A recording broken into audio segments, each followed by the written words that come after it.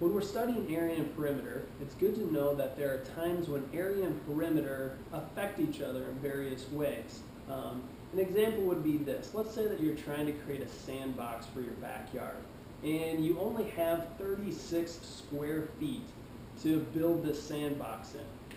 That would be written this way, 36 feet squared. Now, you have still a lot of options within that 36 square feet. You can have a lot of different rectangular shapes that would give you that 36 square feet. To figure out all of those ways, I'm going to make a little chart of all the different lengths, widths, perimeters, and areas. One of them would be a 1 by 36. Right? 1 times 36 gives you an area of 36. That'd be a very long, skinny sandbox. We could have a 2 by 18 because 2 times 18 gives you 36. Let me just put a few more up here as well.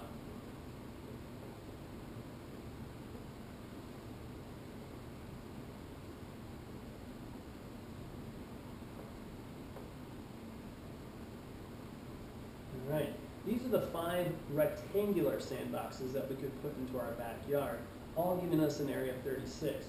All the way from the long skinny to one that's a little bit shorter and wider, all the way a little bit wider, a little bit shorter, and until we get to something that is actually quite squarish. It's actually 6 by 6.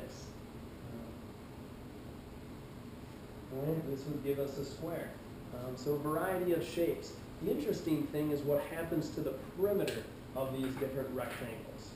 The perimeter of this, well, we would find it by doing 1 plus 36 plus 1 plus 36.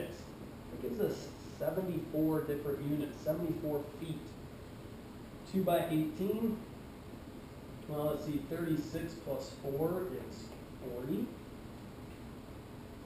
3 by 12, 24 plus 6 is 30. 18 plus 8 is 26.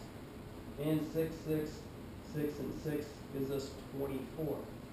Now it's interesting to note that even though they all have the same area, the perimeters are vastly different. We go all the way from having to build 74 feet worth of perimeter to enclose the sandbox, all the way to just 24 feet.